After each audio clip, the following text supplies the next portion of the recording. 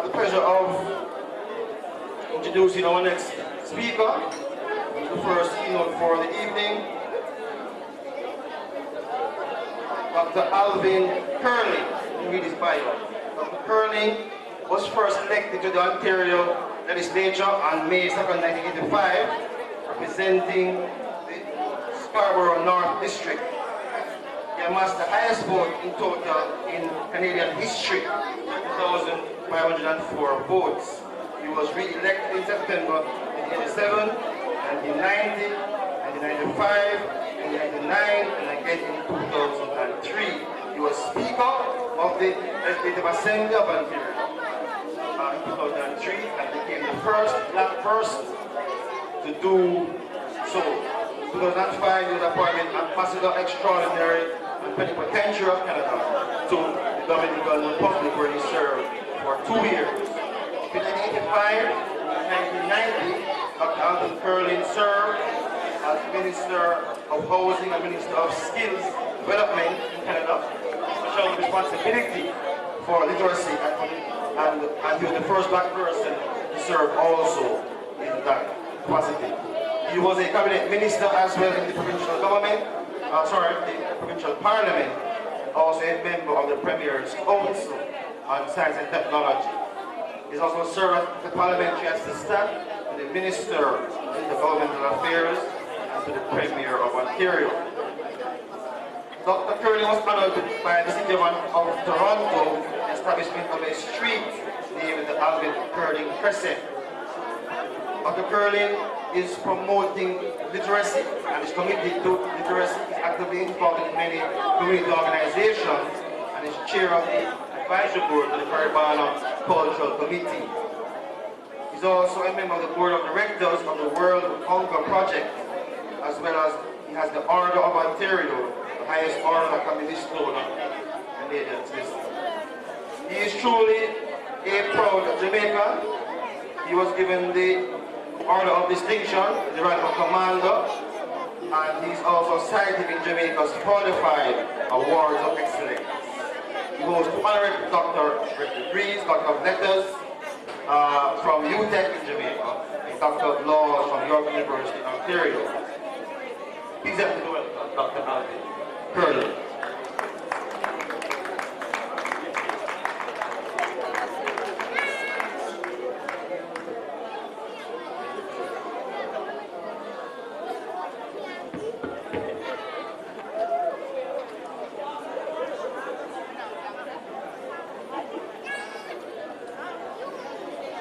Thank you very much. What an honor and what a privilege to be here today.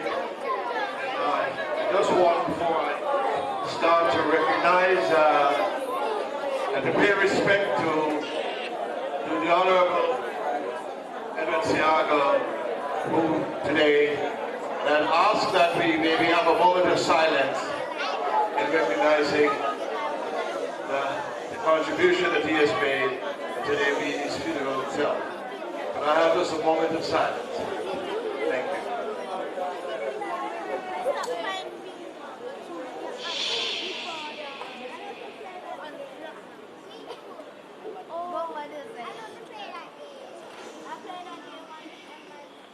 Thank you very much. As I said, it was a great, and it is a great pleasure to be here. This is the first time I've visited this part of Jamaica, really in Portland here. But the fact is that I have been around Jamaica quite long. I was born in Jamaica, so most people ask me if I'm Jamaican, which is the first thing I said to myself. Something went wrong, they have to ask if I'm Jamaican. So I'm going to make sure that I try some language or I do some cultural stuff to say, well, he must be from Yard, so he must be a Jamaican himself. It's rather interesting, actually, but I just want to pay some respect to some folks.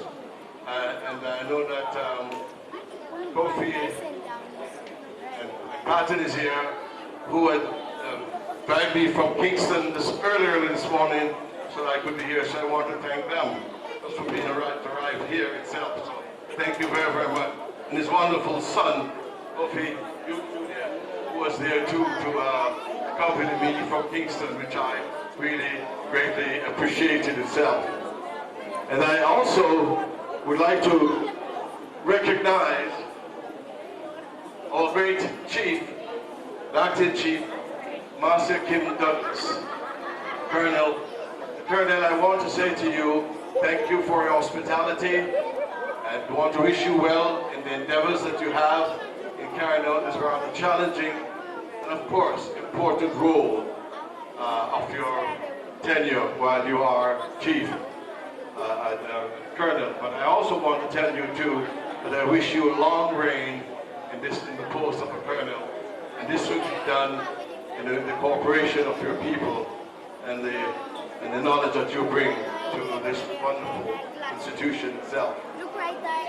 I want to also to recognize a very dear friend who has invited me here today, and we go back so far. And I want to say to Flavius lately, the remarkable work that you're doing, the contribution you're making is just well recognized, and sometimes we do this in silence and feel that no one else is around noticing it all. But sometimes our deeds are much more effective than sometimes than our speech. So Flavius, as a friend, I want to say to you, good luck, my friend, and continue to do the wonderful work that you are doing. Let's give it up. I have been asked, actually, in the round of producers to talk about peace and how civil society or institutions like yourself can bring about peace and assist in peace. It's rather interesting, actually. I've been asked so many times to speak after a litany of academia and academics, people who are versed. As I listened today, I was extremely impressed about the presentation by the academics here and the knowledge and the history of the Maroons.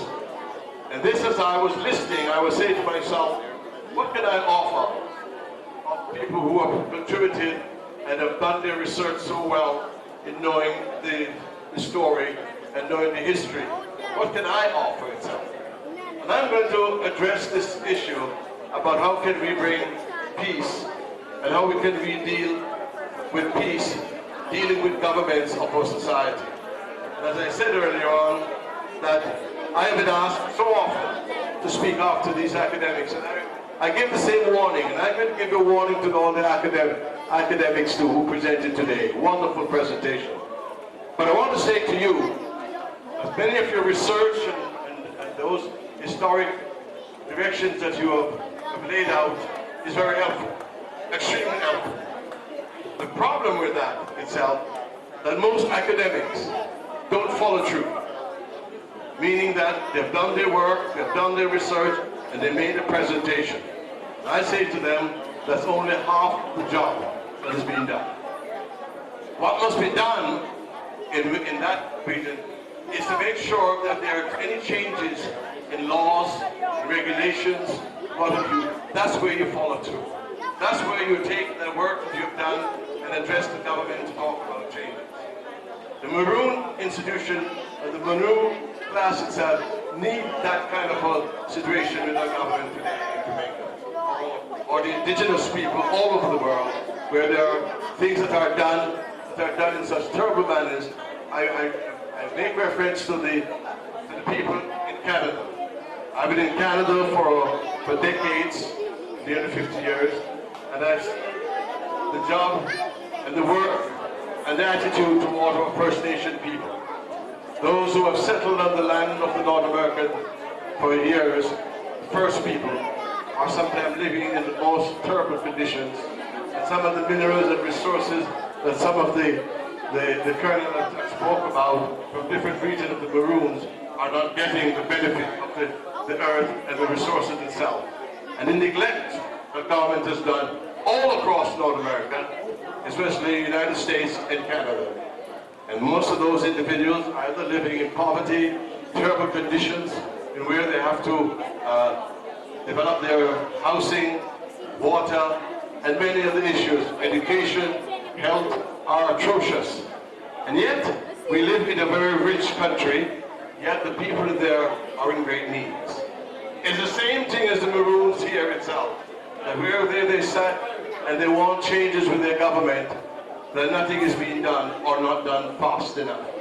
So I'm going to speak and address in that conditions of it all, because it is very important. And that's why I say to you, all the research has been done, all the talks have been done, all the cultural demonstration have shown of what the Maroons, all the black people or African people have contributed to the building of Jamaica.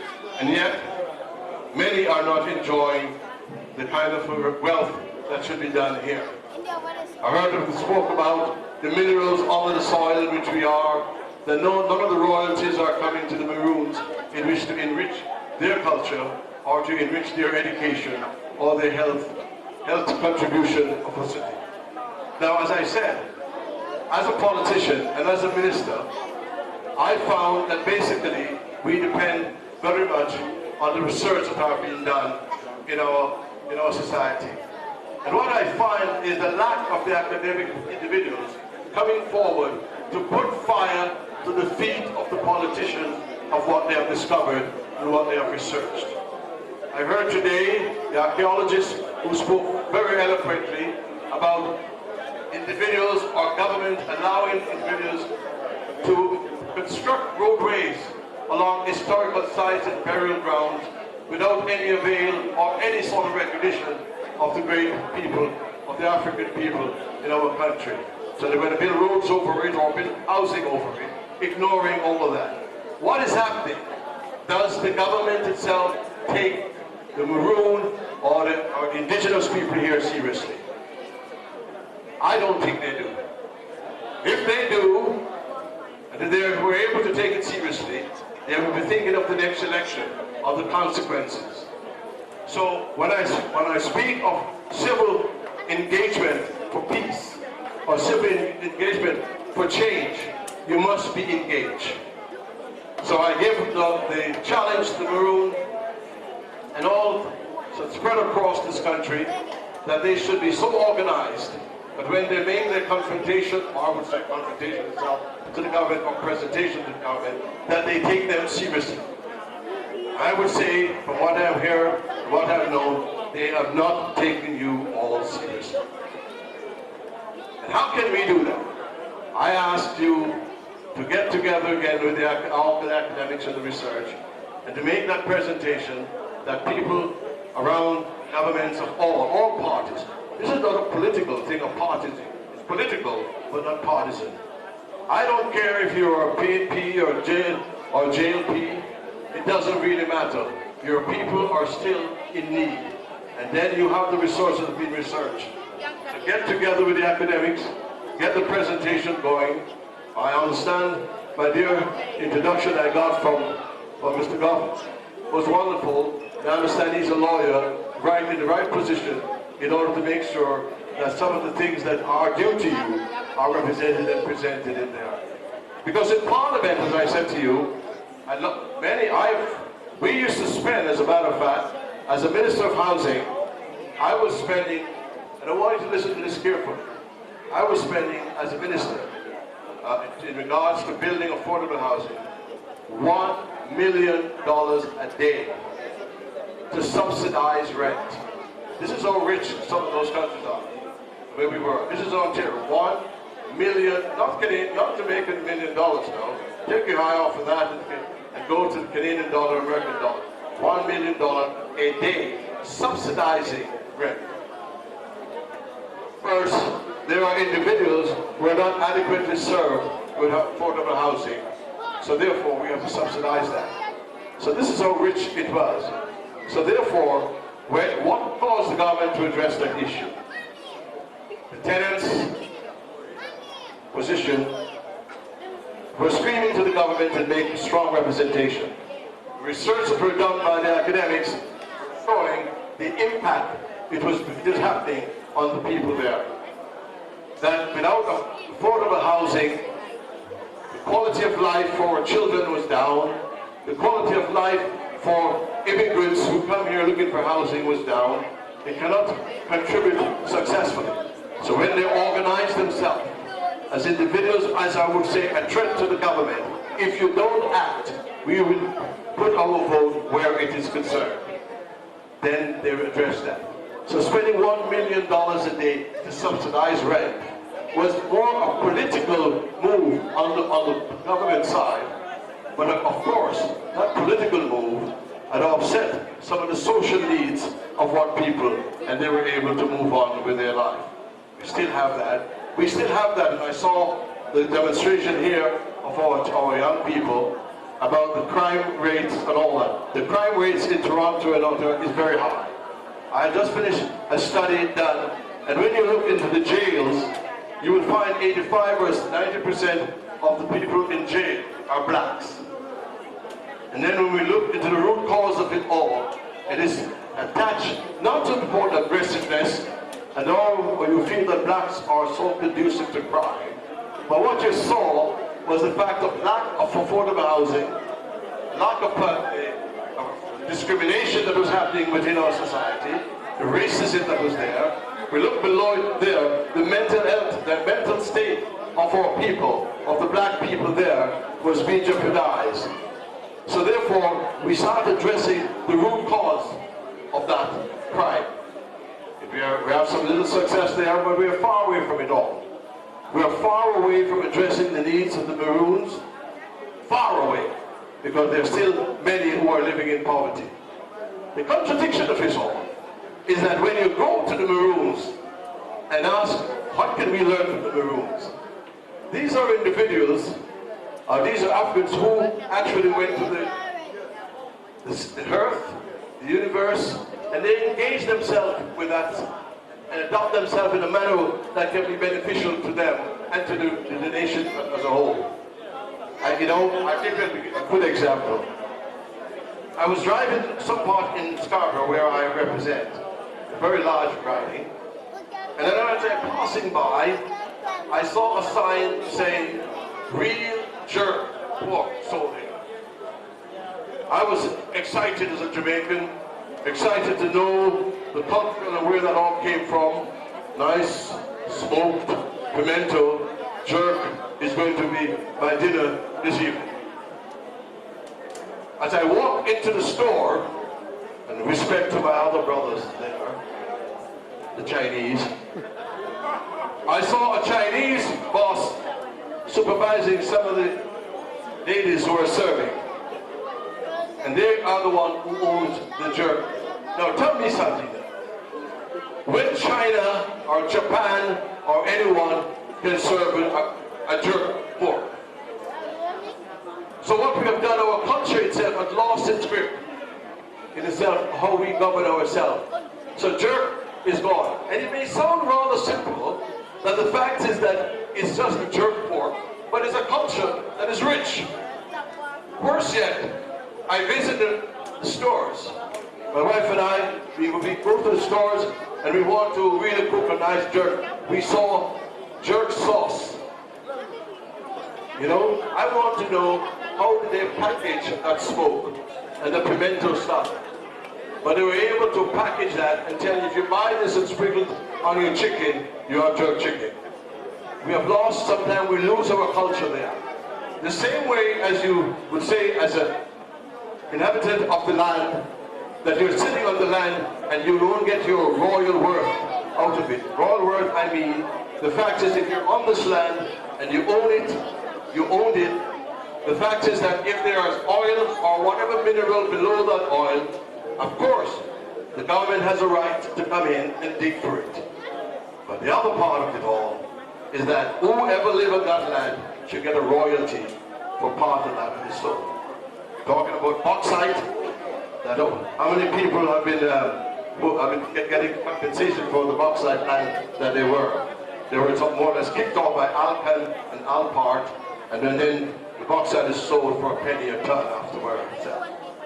These are subtle things that the reason that could be done and the abuse can be done is because the representation of our people are limited. The representation of the Maroons, the representation of the black, and those who are not considered seriously can be taken for granted. So you can be pushed off the land, you got no compensation for it. And this is what one of my colleagues here, one of the colonel, was talking about. Where is the compensation and the royalty for the minerals or the wealth of of the land that I sat on, but I fought for. That we all today, the reason why Alcan, Alpart, Reynolds, all of those are enjoying bauxite and we're able to do business here because of the struggles of the individuals of like the Maroon and indigenous people that are there, who have fought for it, and yet they will come and go, and the fact is that not a penny is given to those people who have fought so well for it. So I go back to my academic friends. When you see this happening and you've researched that, and what I'm talking about, I'm speaking from research that I've seen. When you've seen that, it is incumbent upon you to go to the government and say, listen, your laws must be changed. Because this is the highway robbery that you're doing to our people. And this is what is due to us. And you're not guessing it or spinning your yarns around the place. You've done a research and the facts are there. Today, we look at places like Mandeville. I remember when bauxite came about, we said this is the answer to all middle class now can all live there in a beautiful place and we all can share. Even though we kicked out some of the expatriates who were living there and from the countries of Canada, United States, Germany, wherever they were from, replacing them was like actually what Franz Fanon said, black face, white mask. So the fact is that your brothers who are sitting there are behaving just like the colonials itself. But the law and the research stands the same. We are not getting anything from it all. Peace. How can we get peace then? Peace can only be done if we done, and the fact is that, I will touch a little bit on history. If you notice the language that is used in all rebellions or so, if we ever speak any time of any resistance, those who want to take over land, those who want to take over culture, those who want to deprive us of education, they say you're creating a revolution. And you say, no, I'm having a resistance to what you're doing towards us. We will not allow this. This is a revolution. So you're illegal. So they can come after you, and then you lose your rights itself. So the fact is that one has to stand up for one's right in a sense that it's well researched through the law and through the government. You must engage. You cannot sit back and say, I want to be alone in this circle. And with all respect to my great brother who said, I want our own police, our own this. You can't afford it. You will never afford your own police. You'll never, because this land is your land. As I said, God gave this land to me. You have a right here than anyone, as anyone else. So we can do that. So therefore we must make sure that when we make our presentation, people to engage, because that government you see here is your government. It's not the government here and I'm here. It's your government. And the only way you're going to make it your government, the only way you'll make it your government is unless you engage yourself. The only way you can bring peace about God is to be engaged. The only way you can bring about peace is to make sure you vote. The only way you can do that is to make demands of the minerals that are belonging to us all to share. Without doing that, what you're going to have is poverty, you're going to have riots, you're going to have all kind of unsettling situation in our society. And that until we do that, as I said, I will not touch all the research I'm hearing. I was so edified today when I've heard all of this knowledge. I've never got so much knowledge in one day as I sat here all day listening to that and said, wow, I got it from the dancing, I got it from the food, I got it from the academic presentation, I got it all over. But still yet, where are we? Nowhere. Until we organize ourselves in a manner that they take us seriously. And unless the government, my government, your government, takes us seriously. Today, and I will shout it out too, I don't see one member of parliament here. Unless I miss them, I don't know them. I haven't seen them. So is that the world stop because of that? This is serious stuff. This is very serious stuff about the life of people who are being deprived of any way. I've not seen anyone here. If it was a different situation, or different people, you would find them very, very much here. Even send a representation to say, yes, we want to hear it, we'll hear you seriously. Peace cannot be done unless we are fully engaged. So through our resistance, we demand respect. Through our resistance, we want to protect our culture. Through resistance, we will teach peace. And until the individuals itself can find you seriously, you will continue to be in perpetual poverty, perpetual searching for minerals and royalties from the land that belongs to you and being ignored. Let me make one more example internationally. Israel, the Jews had no land, as they would say. And what they have done today is declare themselves where they want to be. And then you have thousands of people, millions of people, supporting the cause of Israel, funding it. The world takes them seriously. I'm not going to go into the pros and the cons. The world takes them seriously. So they get money, they get representation, but in the meantime, they've educated themselves, they make sure the people are educated, they make sure the people are heard, they make sure the government, they're in the face of the government. So my friends, there's no way you can have peace unless you're engaged, unless you have the civil engagement. So, and just wrapping up, I just want to say to you, I want to thank you so much for having me here, listening to my ranting and all that, and giving such great presentation. God bless you. And as one of here, I'm sure she's a Maroon, she would have said, walk good, my child, walk good. Yes, Dr. Curley, thank you so very much, sir. Very much so far. Let us do this token of appreciation. Right, it's from the Jamaica Tourist Board, but it's really filled with love from the Charleston Maroon. Thank you very much.